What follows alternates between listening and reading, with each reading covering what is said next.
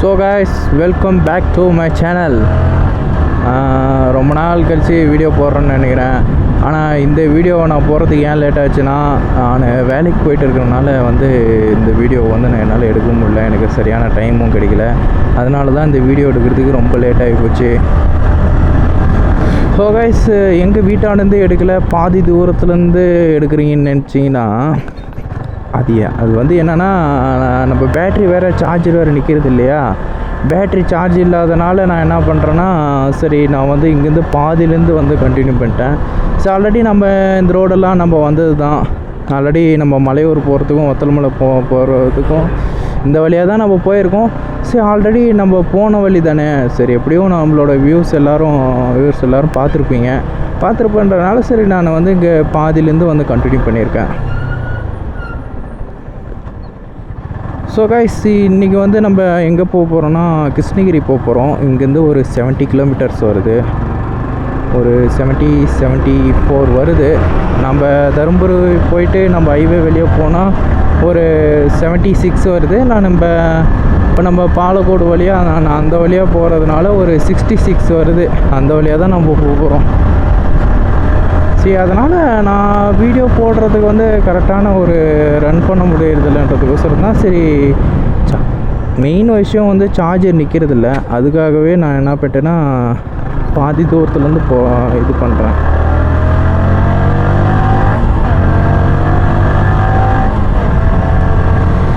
So guys, காலையிலே போகலான்னு தான் நினச்சேன். சரி, காலையிலே போகலான்றதுக்குள்ளே என்ன ஆச்சுன்னா, காலையிலே கொஞ்சம் மறுபடியும் தூங்கிட்டேங்க. எழுந்துச்சு. சரி, வேலைக்கு காலையில் 5 மணிக்கெல்லாம் எழுந்து போகிறேன்னா, சரி அதனால் இப்போ என்ன ஆகுதுன்னா, காலையிலே எந்திரிச்சு ஸ்பாட்டெல்லாம் எங்கே போகலான்னு ரெடி பண்ணிகிட்டு இருக்கும்போது காலையிலே எந்திரிச்சு மறுபடியும் தூங்கிட்டேன்னா, அதனால தான் ரொம்ப லேட் ஆகிடுச்சு போகிறதுக்கு.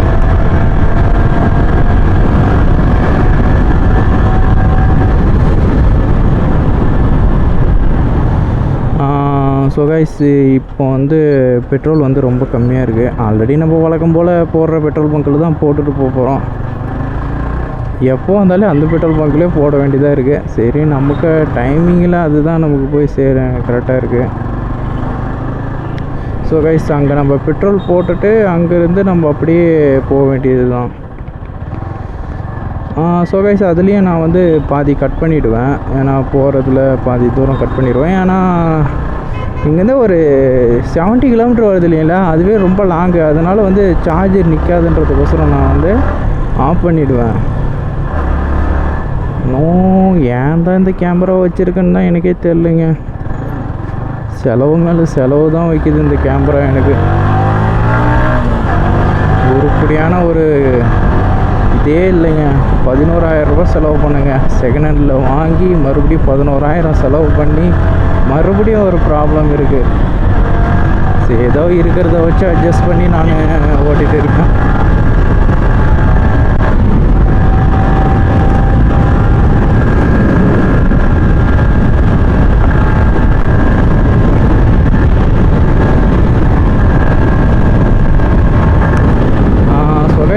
எனக்கு தெரிஞ்சு 70 கிலோமீட்டர்ன்றனால நம்ம ஒரு 300 போட்டுக்கலாம் பெட்ரோலு. அதுவே ஜாஸ்தின்னு தான் நினைக்கிறேன் இந்த வண்டிக்கு. ஆனால் நம்ம போகிற ஸ்பீடை பொறுத்து தான் எல்லாமே.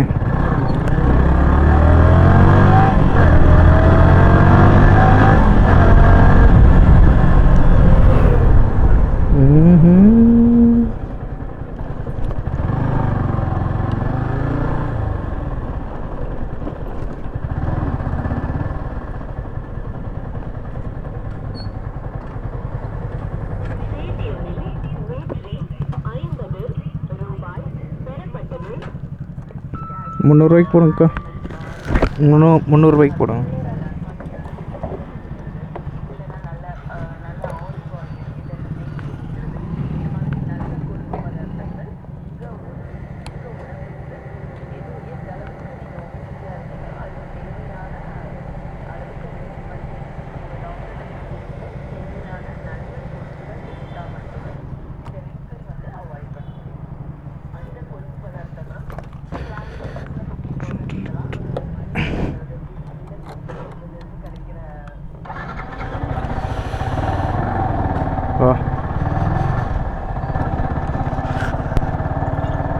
அச்சோ லூஸ் ஆயிடுச்சு.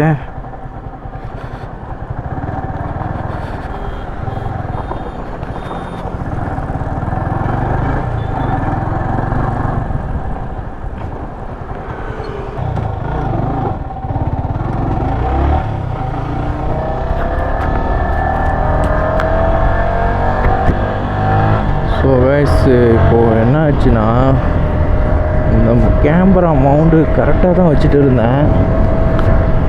அது கரெக்டாக வச்சுருக்கும் போது என்ன ஆச்சுன்னா, திடீர்னு கலந்துடுச்சு. மறுபடியும் அட்ஜஸ்ட் பண்ணி வைக்கிறதுக்குள்ளே போதும் ஆயிடுச்சு. ஸோ ஓரளவுக்கு கரெக்டாக நம்ம அட்ஜஸ்ட் பண்ணியாச்சு. ஸோ கைஸ் இப்போ நம்ம இந்த வழியாகவே போயிட்டு அந்த பக்கம் போயிட்டு போக வேண்டியது தான்.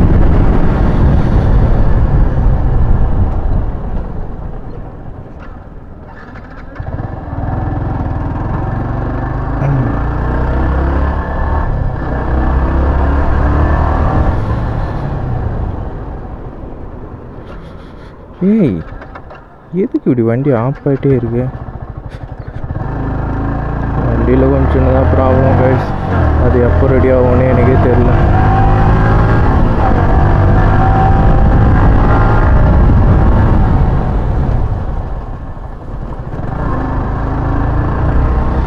சரி ஓகே கைஸ், இங்கேருந்து ஒரு 1 கிலோமீட்டருக்கு மட்டும் ரெக்கார்டு இருக்கும். அதுக்கு மேலே நான் வந்து தனியாக தான் ரெக்கார்ட் பண்ண வேண்டியது வரும். ஆனால் கட் பண்ணிவிட்டு நான் ஒரு நெக்ஸ்ட்டு பாலக்கோடு போயிட்டு நம்ம ரெக்கார்ட் பண்ணிக்கலாம். இங்கே பாலக்கோட்லேருந்து நம்ம போகிறத வந்து நம்ம ரெக்கார்ட் பண்ணால் கரெக்டாக இருக்கும். ஏன்னா நம்ம இந்த வழியில் நம்ம ஆல்ரெடி போனது தான். ஃபுல்லாக வெயில் அடிக்குது. எப்படியும் அங்கே டேமில் தண்ணி இருக்குன்னு தான் நினைக்கிறேன். ஏன்னா மழை டைம் ஏதாவது 1-2 கேட்டாவது ஓப்பனில் இருக்குன்னு நினைக்கிறேன். போய் பார்க்குற அளவுக்கு 300 ருபீஸ்க்கு நான் பெட்ரோல் போட்டிருக்கேன். ஆனால் அவ்வளோ தூரம் போயிட்டு வரும்னு நினைக்கிறேன். இது நான் போகிற ஸ்பீடுக்கு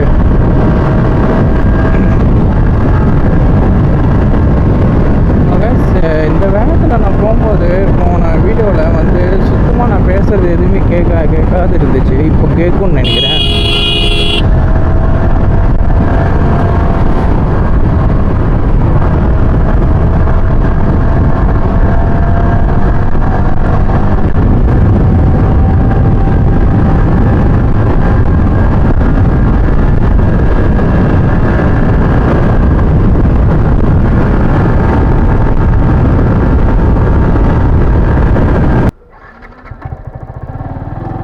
இந்த கேட்லேருந்து எப்போ கேட் ஓப்பன் பண்ணுவாங்கன்னு தெரியல. ட்ரெயின் போனால் தான் ஓப்பன் பண்ணுவாங்க. ட்ரெயின் எப்போ போகும்னு தெரியல.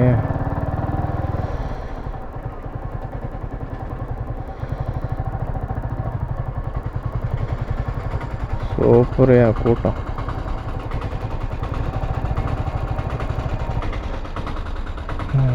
கிட்டத்தட்ட எவ்வளோ நேரமாக நிற்கிறதுன்னு தெரியல.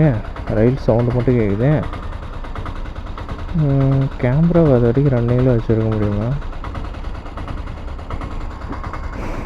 இந்த கோட்டத்துக்குள்ளே வந்து நாம் போன மாதிரி தான். ஸோ கைஸ் இங்கே வந்து ட்ரெயின் வந்துருச்சு. சவுண்ட் கேட்குது. ஐயோ என்ன இவ்வளோ ஸ்லோவாக போகுது? டேய் என்னடா உருட்டுற? அவ்வளோ நேரம் என்னால் வீடியோ எடுக்க முடியாதா? ரெக்கார்ட் பண்ண முடியாது. அட்டா பாவி பயலே. ஐயோ பெரிய ட்ரெயின் ஆட்டுக்குதுங்களா? அடா பாவி, எனக்குன்னே வருவியாடா? அதாவது காய்ஸ், நான் என்னால் ரொம்ப நேரம் வீடியோ ரெக்கார்டு வச்சுட்டே இருக்க முடியாது. மறுபடியும் நான் கட் பண்ணணும்னா மொபைலே எடுத்து கட் பண்ணணும், இதையும் கட் பண்ணணும். இந்த ட்ரெயின் எப்போ தான் போய் முடியும்னு தெரியல. பெட்ரோல் டீசல் எட்டு போகிறது ஃபுல்லாக பெட்ரோல் தான் போகுது. அதிலிருந்து ஒரு டேங்கை மட்டும் ஆட்டையை போட்டோம்னா போதுங்க, உலகத்தையே ஒரு ரவுண்ட் அடிச்சுட்டு வந்துடலாம். அந்த பெட்ரோல் டேங்கில் அது வந்து ட்ரைவேட்டில் அந்த ஒரு டேங்கை மட்டும் நம்ம தூக்கிட்டு போயிட்டோம்னா கிட்டத்தட்ட நம்ம சுற்றுறதுக்கு அந்த டேங்க் இருக்கிறதே போதுங்க. ஜாலியாக ரவுண்ட் அடிக்கலாம். எவ்வளோ நேரம் ட்ரெயின் போகும்னு தெரியல.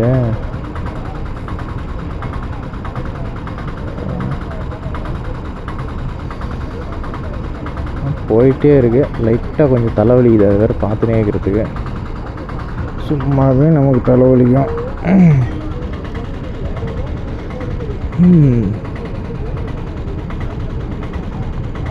இப்படி பெட்ரோல் லோடெல்லாம் இறக்கிட்டு இருக்குமா இல்லை இறக்காமல் போகுமா?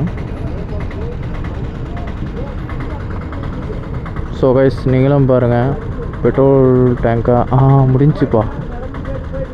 ஆஹா, திறங்கப்பா டக்குன்னு திறங்கப்பா. என் பேட்ரி எவ்வளோ தாங்காது. நான் இன்னும் கிட்டத்தட்ட ஒரு 40 கிலோமீட்டர் 50 கிலோமீட்டர் நான் போகணும். ஸோ கைஸ், பக்கம்தான். ஆனால் நம்ம ஹைவே வெளியே போகிறதா இருந்தால் டக்குன்னு போயிடலாம். சரி, இந்த ரோடு வழியாக நம்ம அப்பப்போ ஷார்ட்கட்டில் அப்பப்போ வளைஞ்சு போகிறதுனால நம்ம கொஞ்சம் லேட்டாக தான் ஆகும். முடிஞ்சளவு நம்ம சீக்கிரமாக போய்க்கலாம். சட்டை வேறு ரொம்ப டிஸ்டர்பன்ஸாக, இது வேறு எட்ட மாட்டேங்குது.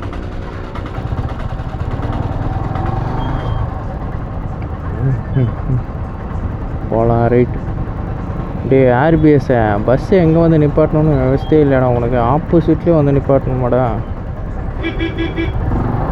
பஞ்ச பரதேசி. பின்னாடி வர்றான், ஆப்போசிட்லேயே நிப்பாட்டிக்கிறான்.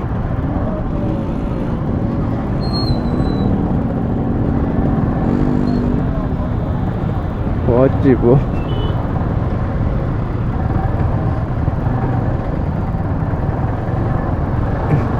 சிக்கலான இடம் தான் இதில் இருந்து நான் போகிறது. கிட்டத்தட்ட ஒரு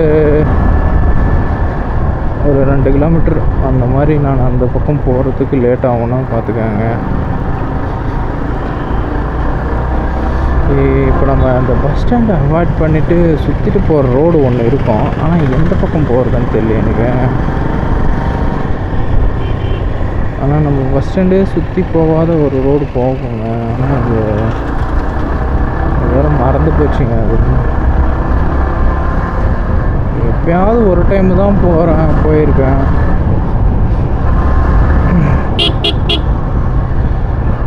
அப்பப்போ போயிட்டு இருந்தால் ஞாபகம் இருக்கும். வேறு வழி இல்லை. இந்த வழியாக போனால் கொஞ்சம் சீக்கிரமாக போயிடலாம். அப்படி போனால் சுற்றிட்டு போகணும்னா இருந்தாலே அதில் டிராஃபிக் இருக்காது. நம்ம பஸ் ஸ்டாண்டுக்குள்ளே போனோன்னா கொஞ்சம் ரிஸ்க்கு தாங்க. டிராஃபிக்லலாம் தூண்டு போக வேண்டியதாக இருக்குது.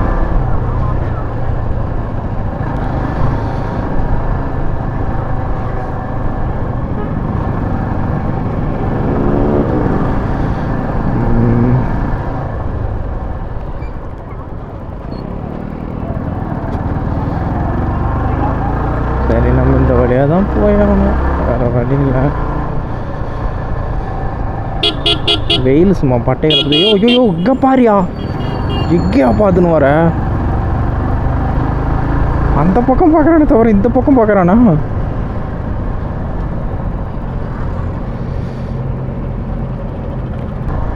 இங்கே ஒரு அருள்மிகும் இந்த சிவன் கோயில், இது வழியாக போகணுமா? ஒருவேளை இது வெளியே எதுனா ஒரு கோயில் இருக்கா என்னன்னு தெரியல. மலைக்கு மேலே போகிறது. ஆமாங்க, அந்த கோயில் தான். சரி, ஓகேங்க. இந்த ட்ரிப்பு முடிச்சுட்டு அடுத்த ட்ரிப்பு போயிட வேண்டியது தான்.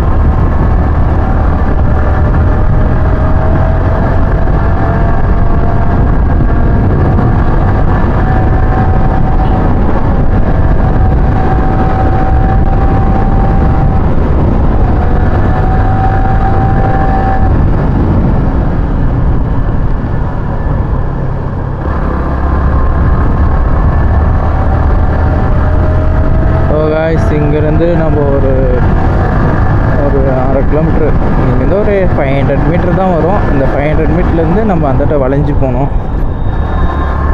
அப்போ இருந்து இந்த ரோடு இன்னும்மையா ரெடி பண்ணாதேக்கிறீங்க?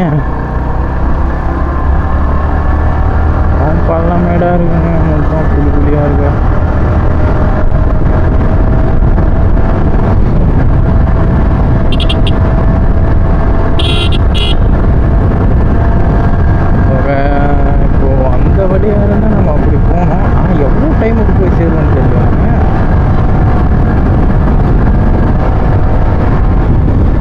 கைஸ் நம்ம ஊரில் சுகர் மில் இது தான்.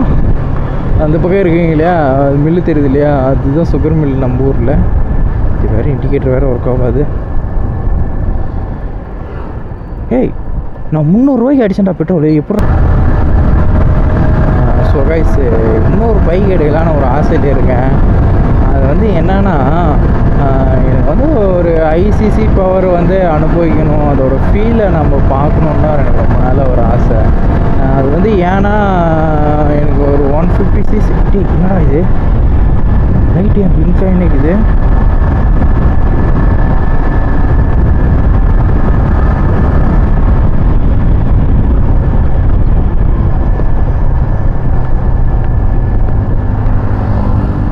ஏன் பிளிங்க் ஆகுது?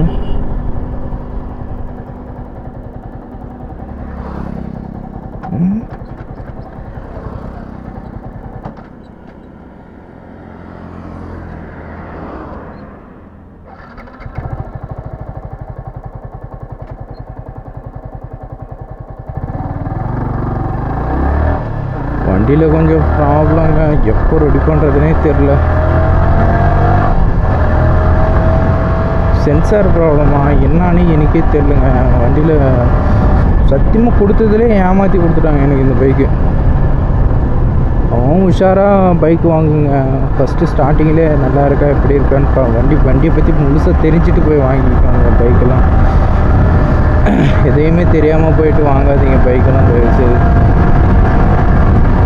ஆனால் இந்த பைக்கில் வந்து ஸ்டார்டிங்லேயே ஒரு லைட் எரிஞ்சிட்டே இருந்துச்சு, இன்ஜின் லைட்டு. அதெல்லாம் ஒரு ப்ராப்ளமே இல்லைன்னு சொல்லி கொடுத்துட்டானுங்க ஷோரூமில். அப்புறமா போய் கேட்டால் தான் தெரியுது அங்கங்கே ஒரு ப்ராப்ளம் இருக்குன்ட்டு. தயவுசெய்து உங்கள் பைக்கு சப்போஸ் எதனா ஒரு பைக் எடுக்கிறீங்கன்னா அது எதனா ப்ராப்ளம் இருக்கான்னு ஃபஸ்ட்டு செக் பண்ணிக்கோங்க. செக் பண்ணிவிட்டு கம்ப்யூட்டரில் கூட செக் பண்ணிக்கோங்க. BS6 வாங்குறதுனால நான் சொல்கிறேன். ஏன்னா என் பைக்கில் இது வரைக்கும் பைக் எடுத்ததுலேருந்து அடுத்த நாள்லேருந்து அவங்க கண்டுக்கவே இல்லைங்க, கண்டுக்காதவே போயிட்டானுங்க பைக் எடுக்கணும். நான் போய் எத்தனையோ டைமு லைட் எரிஞ்சிட்டே இருக்குது, பைக்கில் ப்ராப்ளம் இருக்குதுன்னு கேட்டதுக்கு அதெல்லாம் ஒரு பிரச்சனையும் இல்லை, ரெடி பண்ணி தாங்கன்னு சொன்னால் இது வந்து ரெடி பண்ணுறது எங்கே இல்லைங்க, தருமபுரியில் தான் இருக்குது, அங்கே போய் ரெடி பண்ணிக்கோங்கன்னு சொல்கிறாங்க.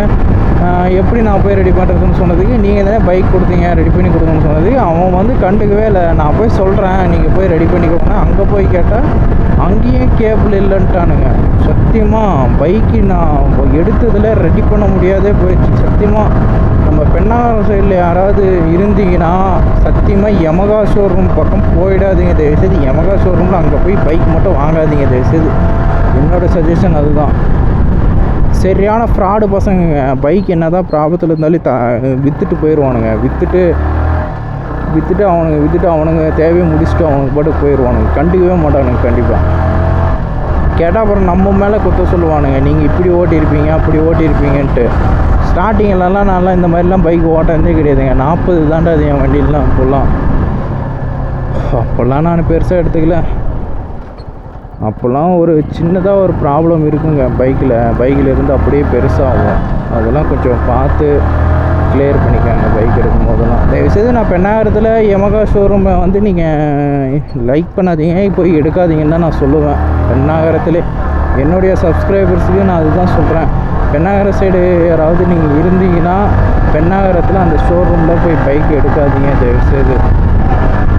போய் உங்களுக்கு லாங்காக போயிட்டு கூட வேறு எங்கேயாவது லாங்காக போயிட்டு கூட தருமபுரி போங்க, சேலம் போங்க, இந்த சைடு கூட உங்களுக்கு கரெக்டான ஒரு ரெஸ்பான்ஸ் கிடைக்கும். ஏன்னா நம்ம ஊர் சைடில் வந்து அவனுங்க வந்து நம்ம காசு கொடுக்குறோம், ஆனால் கொடுத்தாலே அதுக்கான மரியாதை கொடுக்க மாட்டானுங்க. அவனுக்கு வேலையை பார்த்துட்டு போயிட்டே இருப்பானுங்க. என்னோடய ப்ராப்ளத்தை பற்றி நான் சொல்லுகிறேன். இந்த பைக்லேயும் கொஞ்சம் ப்ராப்ளம் இருக்குது, ரெடி பண்ணாலும் முடியுமான்னு தெரியல. பட் இருந்தாலும் நான் ஒரு புது பைக்கு வாங்கலான்னு இருக்கேன். அது டிவிஎஸில் எடுக்கலான்னு இருக்குங்க. டிவிஎஸில் RR 310 எடுக்கலான்னு இருக்கேன். நல்ல ஒரு ரெஸ்பான்ஸ் பண்ணுறாங்க ஷோரூமில் போனதுமே ரெஸ்பான்ஸ் பண்ணுறாங்க. அதுவும் இல்லாமல் பைக் பார்க்க எனக்கு நல்லா பிடிச்சிருக்கு. ஏகப்பட்ட அப்டேட் கொடுத்துருக்காங்க. ஏன்னா அவ்வளோ ப்ரைஸில் அவ்வளோ இதில் வந்து ஒரு கரெக்டான ஒரு அவ்வளோ ப்ரைஸில் அவ்வளோ பெரிய அப்டேட் வந்து எனக்கு கொடுத்தது ரொம்ப இதாக இருந்துச்சு.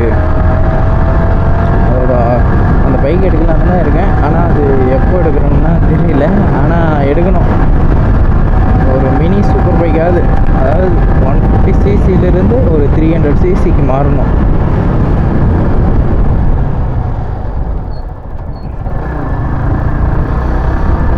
ஸோ கைஸ், நான் வந்து இன்னும் ஒரு 1/2 கிலோமீட்டருக்கு மட்டும் நான் பேசுகிறேன். அதுக்கப்புறம் இங்கேருந்து காரிமங்கலம் வரைக்கும் அங்கே போயிட்டு நான் கண்டினியூ பண்ணிக்கிறேன். இந்த பக்கம் மலையெல்லாம் இருக்குங்க.